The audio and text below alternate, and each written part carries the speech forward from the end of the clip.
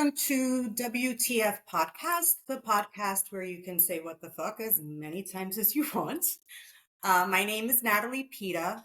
This episode is a little heavy. My guest is Carolyn Acosta, and I'm going to go ahead and turn it over to her so she can share her story. But we are talking about suicide. I think it is a very delicate but much needed conversation that we need to make mainstream. And I'm sure, Carolyn, you have statistics that you can throw off from the top of your head, but when I was researching this, the statistics were daunting. I mean, I was shocked, and I was most shocked about first responders, which is more of your situation. So go ahead, and why don't you tell us a little bit about what you've experienced? Unfortunately, gosh, it hasn't even been a year yet, so this is very raw. But if we can help one person, then that's great.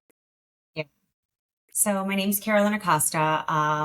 In July, my life changed forever. My husband, Alex, was a Miami-Dade Air Rescue Fire Lieutenant that served his community for 25 years. Unfortunately, he was battling with PTSD, with work-related PTSD, for many, many years that I didn't know of until close to his passing. With that, unfortunately, he lost his battle in July, and it's been definitely a struggle, life-changing for me and my son, and definitely eye-opening. Suicide was something that we always frowned upon. It was something that, I never thought I would even be experiencing this close in my life.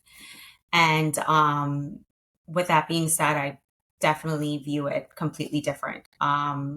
If anybody knew my husband, and Natalie, I know you knew my husband, he was one of those that was super dedicated, not only to his work, but to his family. And nobody ever saw this coming. Being the type of person that he was always taking care of us, always there for us, always very cautious. So for him to do something like this was shocking. He, like I said, he was just so about everybody else. So, suicide is usually viewed as something selfish, something, you just don't want to live anymore. And we need to stop that stigma. Yeah. We really need to stop that. Sorry, I didn't mean to interrupt you. Yeah, no, completely. So, but he wasn't that type of person. So I know that it was obviously something that he was battling mentally. It's an illness, and it's something that unfortunately, in this specific profession, a lot of them hide behind the uniform, and with fear of showing weakness, being taken off their job or shift, or, their guns taken away, so many things. And also, I think being providers, being there, we call them for help. So for us to for them to ask us for help, it's a little, you kind of take back and you're like, what do you mean you need help? You're here, you're here to help us.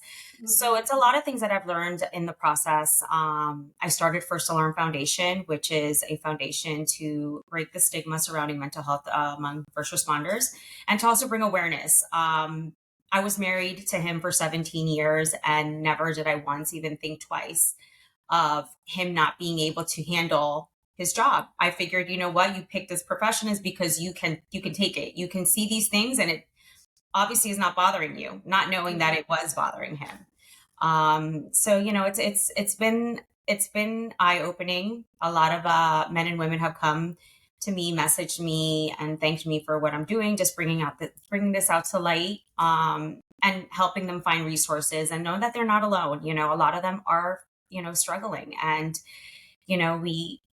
I think just in life, we need community, and we need to know that, there is help out there and we're not alone. I think that stigma, when anybody's going through some kind of mental health, I think to myself, before this all happened, white straitjacket, you're going to be put away in an institution. Right. Crazy. You're not good to the society anymore, when that is so not true. I mean, everyone in life, you don't know when something's going to hit that's just going to trigger something. And unfortunately, you're just going to be mentally unstable, but then you learn to find, a clinician, medication, whatever it is that you need to do to take care of your mental health, you do. without shame. I think that Mm-hmm. going to therapy should be a daily, like just like we get our nails done every 2 weeks, we need to be going to therapy. 100%. Yeah. It's I was doing some research for this conversation, excuse me, and FSU did a study of 1,000 firefighters, and I want to say 50% or 51% had thought about committing suicide, Hmm. and 16%, don't quote me on the numbers, um, had tried something, right? So, and again, you hit the nail on the head. These are folks that are so used to helping people, and they've been exposed to things that you and I are not exposed to on a daily basis, right? They're responding to car crashes and kids and this and that. And if they don't have an outlet to sort of, you know, just talk about that, it's really becoming an epidemic in our country. If I look at rates from the 1950s to now, it's eye-opening and just, crazy. Um, and especially men, I think it's harder, and not to sound sexist, but the research suggests that it is harder for a man, like you said. I'm the provider. I don't need help. I'm here to help you. I'm here to do this.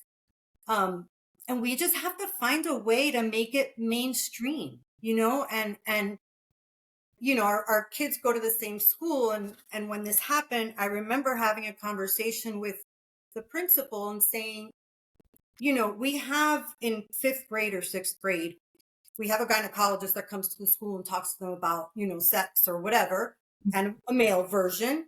Why don't we do that with mental health? Why don't, cater it to 5th, 6th grade? Obviously, language is going to be different.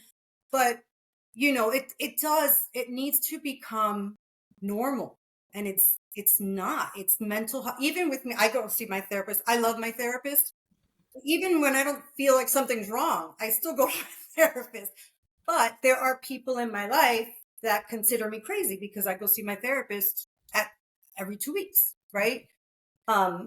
So what if do you think there were signs in hindsight, right? I mean, clearly this knocked you off your feet, but thinking back, were there signs, do you think? Was he trying, to get a hold of someone or anything like that? Yes, there was definitely signs. I mean, looking back now, because I never even imagined this Thought would of it. be the story, but looking back now, there was signs. He was always very anxious, always very cautious. He would call us Even in your home, right? in Even our in your home. Like it was always like, and I used to be like, just lighten up. Like, let's just, live right. a little. But then I thought to myself, you know what, whatever. Like if he feels like we're safer here, let's not travel too far. Mm-hmm. Looking back now, I'm like, these are signs. Right. He would always call us, did you make it home safe? Why aren't you answering your phone? Like, make sure you don't go out too late with Alexander when I'm on shift because if something happens. Um, but again, I think that I thought since he's lived these experiences, he sees it on a daily basis. Like it's very real to him. Just like if you're watching the Right. news constantly, it's like, you're more aware of things. If you're not, you're just kind of oblivious, which, I was. I was just kind of like, whatever. Accidents happen, but Right. what are the Right. chances? So Right. I did see signs. He was definitely not sleeping. He was taking all like magnesium pills. He was always like, I can't sleep, and I need to sleep. Sleep is so important. And I'm like, yeah, I mean, but then I would tell him, stop talking about it so much. You're kind of like setting yourself up. Mm-hmm. When you're thinking about it too much, you're not going to sleep. So Right.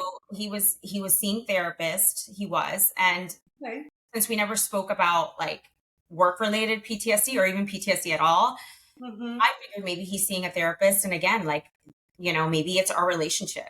I'm taking it personally. I was taking it like, and I never said anything. I said, whatever, you need to do to help Right. you. I was like, I'm good. I really don't need to see anybody. But like, but Right. in my head, I'm thinking maybe, it's been like over 15 years. You never know. He's hitting 50. Maybe it's a midlife crisis. Right. So there was signs there and he was trying to get help. And then he was put on antidepressants in 2015 when he had his first episode, which I thought, again, never PTSD. Right. Finding out now when I spoke to the doctors, it was work related diagnosed PTSD.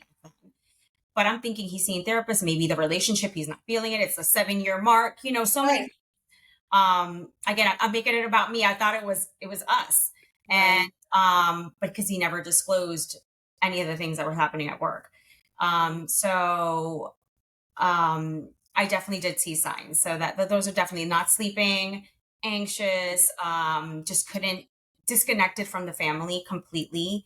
Especially towards the very last few months, where again, I thought maybe it's a marriage thing. Maybe he just doesn't want to talk to my family. Maybe somebody upset him, even friends. They're like, he's not hanging out anymore.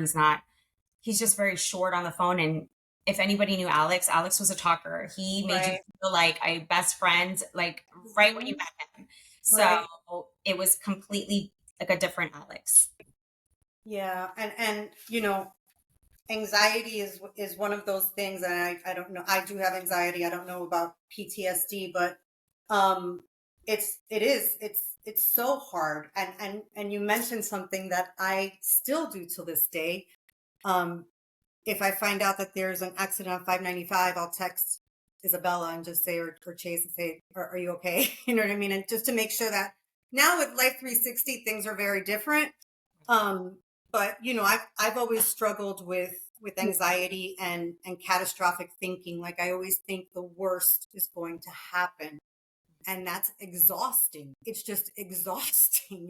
So um and what he saw, he was a medic, right? The chopper And that's medic. yes, So he probably saw the worst of the worst, right. and as a parent, and you see kids like this, and I would imagine it's very hard to turn that off when you go home, right? Right.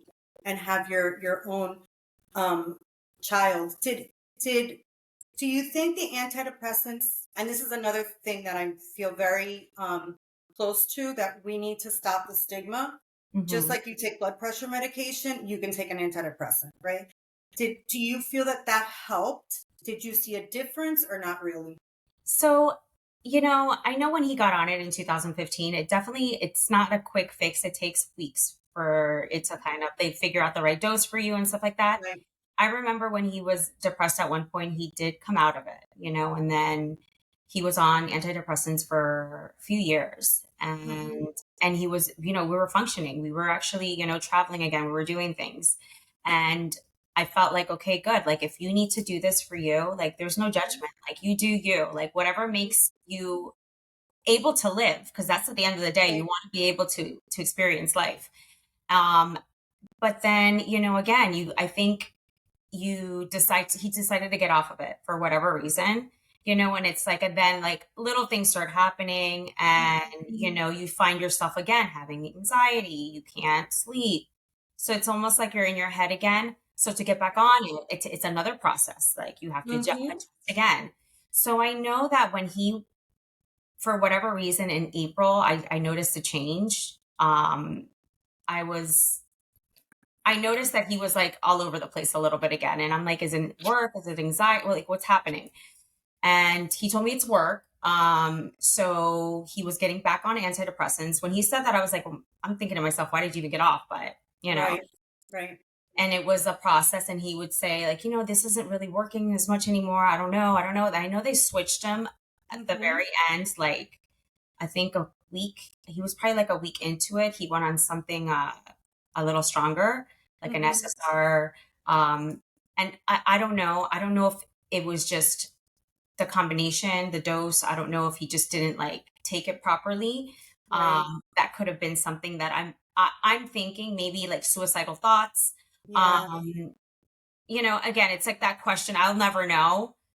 Just because it was just so out of nowhere, Natalie. Like, I mean, again, like we were in summer break, and Right. yes, he seems a little off here and there. You're thinking, whatever, maybe Mhm. he just needs, some time off from, I don't know, life.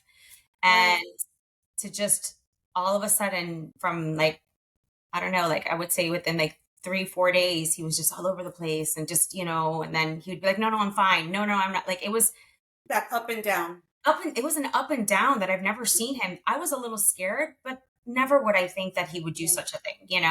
Right. And then that morning when he just left and never came back, it was like, and then people at my door telling me, that's it. He's gone. I'm like, what do you mean? Like, this isn't real. I can't even imagine. Yeah, I can't Yeah. even. Did he say bye or like he normally would when he leaves the Uh, house? Or, he those last 2 to 3 days, he was, like I said, all over the place. Like, we had some really, really close friends that knew that he was struggling a little bit, would come in and talk. And I was like, let me give him, because he's not disclosing this stuff to me. Let me give him that guy time. And they right, would come and they would tell me, he's just, he was going to therapy. Um, the very end, he wanted to do some kind of ketamine thing. Like, and he did tell me like those last couple of days, he's like, I got diagnosed with PTSD. And I'm like, okay, well, it's fine. We're going to figure this out, babe. We're going to pray right, about it. right. Everything's going to be fine. Whatever we Mhm. need to do. Um, but that was bothering him. I think that was bothering. It's like people knew now. It was like, Right. from work, he told them like he couldn't do it like be on the aircraft anymore. And like he lived and breathed air rescue. So for him not to be able to do what he loved, I think that was also a big like trigger for him. So he asked to be put on days. And I told him, babe, that's amazing. I was like, you get to come home, you get to sleep, Right. we can fix your sleep pattern. Um, but I think he took it like I wasn't supposed to go out like this, which he wasn't going out like that. It was just a little break. Let's take some time off Right. the aircraft. I think seeing too much trauma is definitely affecting you. I think Mm-hmm. if I'm not mistaken, his last call was a suicide. Oh, That was a Jesus. big trigger for him too. So it's like, you know, he was just very unsettled. So then when he started doing the days only lasted 2 days. And after that, he took his life. Like that was, I feel like that was also a combination of like the change of medication, the change in job, feeling like he's let down Yeah. his family, feeling like he's just not the person he was before. I think for and I could be completely wrong for men and female. I think for a man that he had no purpose anymore when that was completely opposite. To me, it was like, we're taking a little break. Whatever you need to do, Right. Right. you know, but it just Oh, went south for him fast. um, what do you miss most about him? I miss everything. I mean, this man was my everything. He did everything. He was the provider. He was just so like loving, like a loving dad, a loving husband. I miss everything. I miss having him next to me and just to be able to have like somebody to just like when you're stressed out about just work, life, raising a child, like just to be able to like have somebody there that understands you and loves your kid equally. I Right. miss that. Like I have all that weight now on me and it's fine. I mean, it is what it is. I feel like God has a plan for whatever reason. But I just miss having him there. Like if I could Yeah. go back and just have him for a day, I'd want to tell him all the things that I maybe didn't when he was here. That's one of my questions, so don't say it yet. um, how's your son? He's doing good, Natalie. He's so freaking resilient and he's such a good kid. He's such a strong kid. I'm so I blessed can't because believe he's almost in high school, yeah, right? I saw it with the game and I was like, holy cow, I remember when he was like, 5 or 6. I know but he's doing good. I think that I don't know if it's our faith. I don't know what it is. I seeing him like, mom, it's okay. Like, I miss dad and it sucks, but we're gonna be fine. I have you. So I think that makes me feel I can't give up. Like there's no other option. Like this kid, I'm the only person this kid has. Yeah. So seeing him, I don't know how it would be if it was completely opposite. Like if I saw him like unconsolable, I can't tell you, like that would destroy me, because Yeah. I can't fix it. Right. So right now he's doing good. He likes to stay busy. I know how his brain works. It works like me. Like I cannot have downtime because Right. I get in my head and I get really sad. So like this kind of time, like the times that we have off of like we're off this week, I've purposely scheduled stuff to have to do during the day and get up and get ready. But when I Mhm. don't have those moments, like Easter was like ugh, Yeah. so bad. It just, you start seeing, and again, this is when it comes to social media, you start seeing people post their families and like, everybody's together. And I love Mhm. that for everyone, but it makes me Mhm. sad because it's like I had that and I don't have that anymore. You don't have it anymore. So that's the where it gets a little hard. And I know he's the same way. So he likes to stay busy. He like I just dropped him off. He's fishing with a friend. He's always doing something. His like schedule Right. is like 24. Yeah, and that only He gets better can't even because go to sleep. when they're in high school, I don't even see my kids anymore. No. It's crazy. It's like that's it. Like that's what they do. And I don't want to stop that. I mean, that's what we did, Right. you know? Yeah. I mean, I think, and I'm assuming he's in therapy and you're in Yes. therapy too, right? So he does have an outlet to talk. Maybe he's not ready to talk about it now, but you Mhm. don't want, this to come up 5 years from now in his life because it can manifest in very, very different ways. 100%. Especially now. I feel like, maybe not before, Yeah. I think that, but now since he has this, his dad took his life. At the end of the day, that's something that you as a person can very likely just hold on to and blame yourself when that has nothing to do with you at all. And then when they start drinking and they start partying, they Mm-hmm. start, Mm-hmm. having one or two or three, and then Right. it's like you're trying to cover up a feeling You're of numbing yourself. abandonment when that Right. wasn't. So Right. I'm very cautious about that. Like, I don't even drink anymore. I'm trying to be like an example of like, when you want, we're going to talk, we're going to pray, we're going to exercise, we're Mhm. going to do whatever we need to do. But yes, he's going to therapy. I eventually want him to do the EMDR, which is like, I, Oh, yes. know, Yes. I know I need to do it. Tapping, and there's a tremendous amount of research on it. Little Yeah, by little, man, little you've by got a little. lot going on. Don't, you have a lot going on. Um, I know you mentioned, Easter, and I feel the same way, right? I'm Mhm. divorced and my parents died when I was young, but I have found I don't want to say people, maybe other situations that make my Easter special. You know what I mean? And you thankfully have your mom is just like the best, human being. I don't know your dad, but she's phenomenal. Yeah. And just know that you're loved, and I haven't done it lately, but I try to text you every once in a while just to see how Yeah. you're doing. Because I know you're moving a million miles a minute and it's intentional, right? So you don't have to think about it as much. Um, if you had 30 seconds with him, what would you tell him?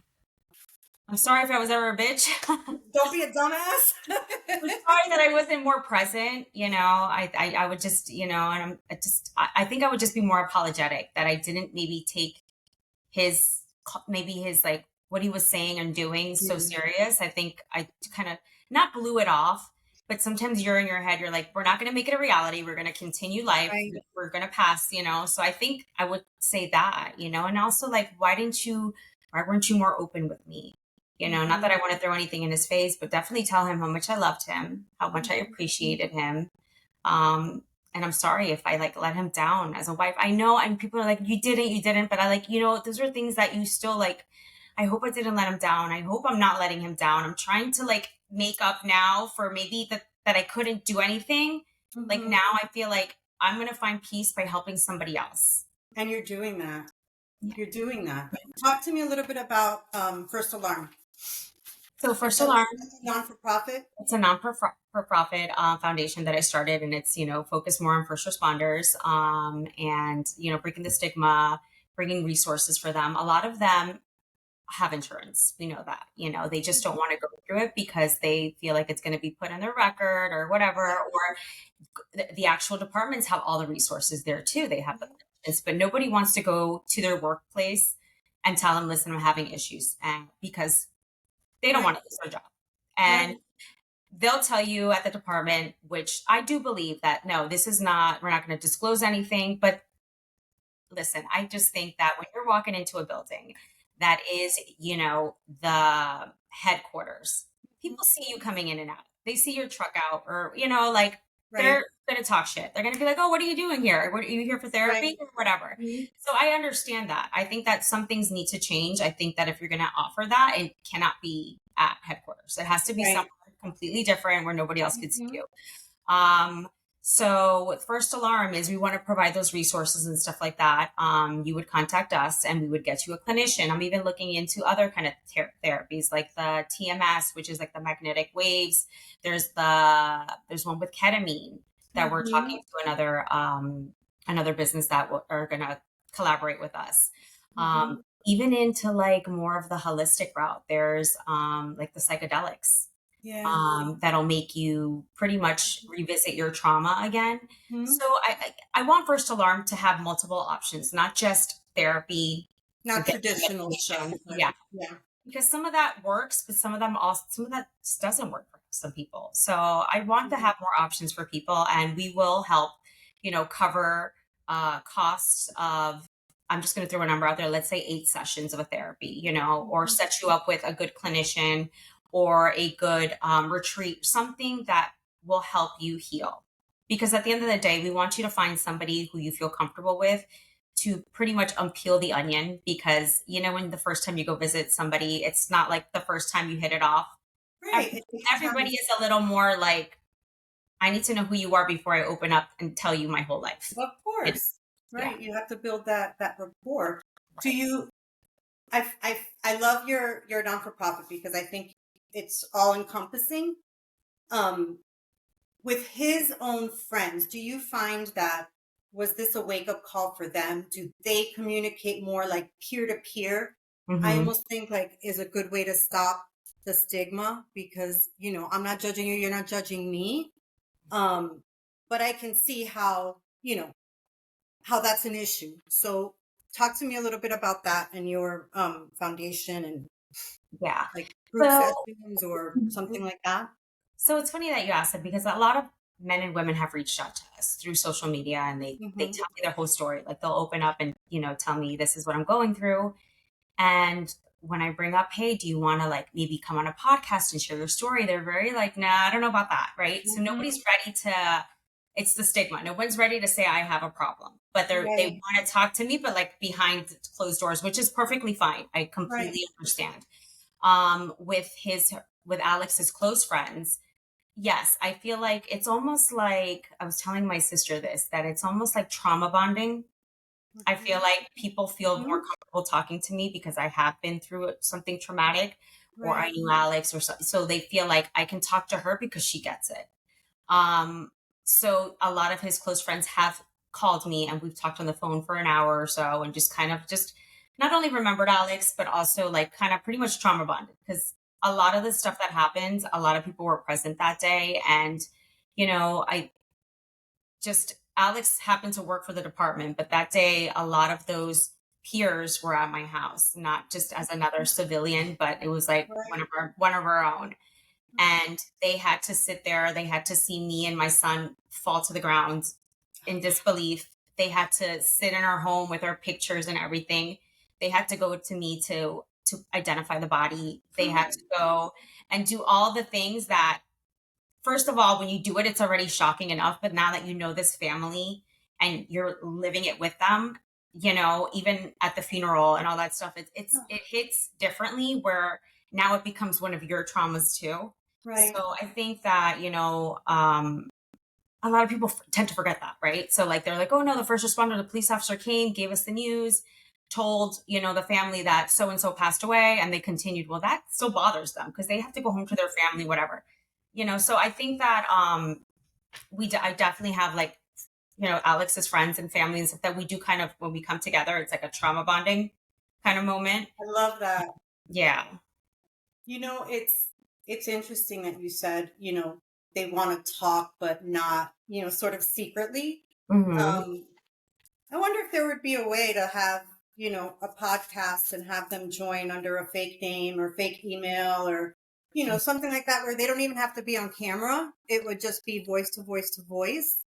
Um, I don't know. I wonder if that would work. That's what I thought of when you said that. And I get it. A lot of people don't want to know and they don't, they still see it as a weakness. Right. And I think that's the hard part in our society is how do we stop that? Because if we don't get ahead of this, Hmm. it's just going to keep going up and up and up, you Right. know? Right. Um, and, you can talk about awareness till you're blue in the face, but I think that they really need an outlet, and not only first responders, anybody, right? Whoever's going through something shitty, Right. they really, just need that. Hmm. Um, what helps you? Well, prayer first and foremost, my faith has been my anchor. I think if I didn't have that, I wouldn't be taking this life-changing event the way I am. I'm telling myself that this is God's plan and we don't question it. We just have to go with it because we know that God won't put us through something that we can't handle. And I truly believe that. And I feel like if I continue to just lean on my faith, he's going to guide me just like he's guided me since this has happened. I think that with the foundation, he's giving me purpose. And I think that we're meant in life to have a purpose and it's helping others. Okay. It It's is not how helping much others. in the bank. It's not what freaking car you're driving or what you're Hmm. wearing. It's about Hmm. what makes you feel good is when you talk to somebody and you make them feel good. And Right. that's what matters. So I feel like God is guiding me through this to take my pain and turn it into something positive. And I hope that my son sees this and does the same because not only will it be healing for him, he'll learn more about what his dad was going through. He won't Yeah. take it like personally and like just Hmm. learn from it. Because I think that's what I'm also, because in the beginning, again, with grief and stuff like that, you go through your emotions.